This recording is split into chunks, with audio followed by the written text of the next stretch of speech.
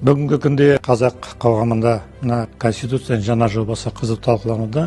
Оның іші біздің Павлодар ауданында өз үлесін, өз пікірлерін халыққа айтылуда. Мен мына жаңа жобаның Конституцияның 30-шы бабына тоқталғым келеді. Ол неке туралы, отбасы туралы айқын көрсетілген. Біздің қолданып жүрген Конституциямызда 27-ші бабында мына неке туралы бабы тармағы көрсетілмеген. Өйткені тек қана мына үш тармағы балалардың құқығы, ата-аналардың құқығы және де ата-аналардың жұмысқа еңбекке жарамсыз болғаны мына кәмелетке толған балаларға мысалы міндеттеледі. Ал енді осы жаңа жобада шынымен де мына неке заңға сәйкес мемлекетте тіркелген ер мен әйелдің ерікті және де тең құқықты одағы деп көрсетілген.